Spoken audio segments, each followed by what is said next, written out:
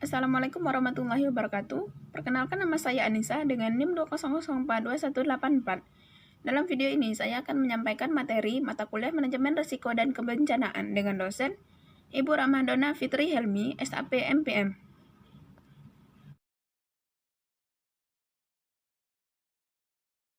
Materi yang pertama yaitu mengenai konsep manajemen kebencanaan. Manajemen kebencanaan merupakan segala upaya ataupun kegiatan yang dilaksanakan dalam rangka upaya pencegahan, mitigasi, kesiapsiagaan, tanggap darurat, dan pemulihan berkaitan dengan bencana yang dilakukan, yaitu pada tahap sebelum, saat terjadi bencana, maupun sesudah bencana.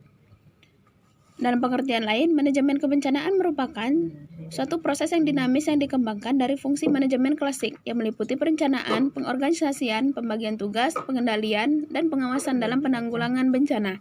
Proses tersebut juga melibatkan berbagai macam organisasi yang harus bekerja sama untuk melakukan pencegahan, mitigasi, kesiapsiagaan, tanggap darurat, dan pemulihan akibat bencana. Adapun materi yang selanjutnya yaitu siklus manajemen kebencanaan. Dalam siklus ini terbagi menjadi 3 fase, yaitu yang pertama, fase pra-bencana, terbagi pula menjadi 3, yaitu pencegahan, yaitu kegiatan yang dipusatkan pada penyusunan berbagai peraturan perundang-undangan terkait pencegahan bencana, misalnya rencana pemetaan risiko bencana, perencanaan tata guna lahan, IMB, dan lain sebagainya. Yang kedua, mitigasi, yaitu serangkaian upaya untuk mengurangi risiko bencana, baik melalui pembangunan fisik maupun penyadaran dan peningkatan kemampuan menghadapi bencana. Mitigasi juga dianggap sebagai upaya pengurangan risiko bencana, meliputi pengurangan atau eliminasi kemungkinan atau konsekuensi dari bahaya yang terjadi. Yang ketiga yaitu kesiapsiagaan, merupakan kegiatan yang dilakukan untuk mengantisipasi bencana melalui pengorganisasian serta melalui langkah yang tepat guna dan berdaya guna. Kesiapsiagaan merupakan serangkaian kegiatan yang dilakukan untuk mengantisipasi bencana melalui pengorganisasian serta melalui langkah yang tepat guna dan berdaya guna. Selanjutnya itu fase saat terjadi bencana, terbagi menjadi 3, yaitu yang pertama peringatan dini, yaitu memberikan indikasi atau sinyal dini mungkin bahwa suatu bencana akan segera terjadi. Hal ini berguna agar warga atau masyarakat yang berada di lokasi tersebut dapat segera menyelamatkan diri. Yang kedua, penyelamatan dan pencarian, yaitu kegiatan yang melibatkan pendampingan kepada warga yang berdampak bencana, meliputi penyelamatan dan pencarian korban meninggal dunia, luka berat dan luka ringan, penyortiran dan penyelamatan korban.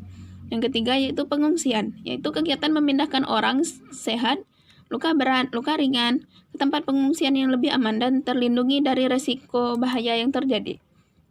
Yang terakhir yaitu fase pasca bencana atau sesudah bencana, terbagi menjadi rehabilitasi, yaitu perbaikan dan pemulihan semua aspek pelayanan publik atau masyarakat sampai tingkat yang memadai pada wilayah pasca bencana, dengan sasaran utama untuk normalisasi atau berjalannya secara wajar semua aspek pemerintahan dan kehidupan masyarakat pada wilayah pasca bencana.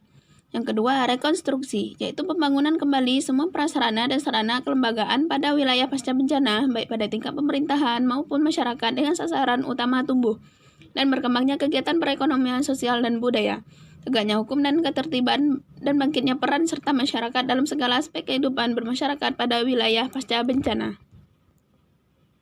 Materi yang selanjutnya adalah manajemen kebencanaan dalam perspektif administrasi publik.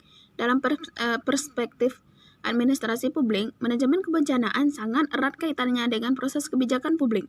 Konsep mitigasi bencana sebagai tahap awal dalam manajemen bencana memiliki keterkaitan dengan proses kebijakan publik, di mana perlu menentukan posisi mitigasi bencana untuk dijadikan keputusan dalam kebijakan publik.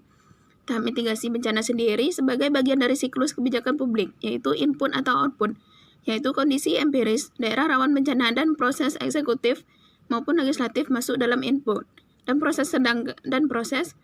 Sedangkan output adalah kebijakan mitigasi bencana yang selanjutnya.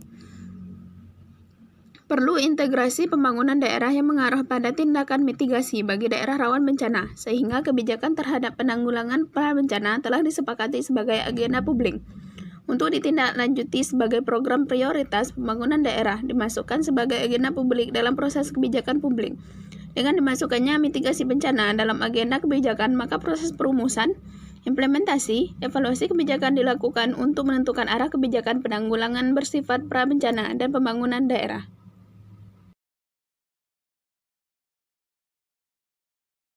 Mohon maaf apabila ada kesalahan. Saya tutup dengan wassalamualaikum warahmatullahi wabarakatuh.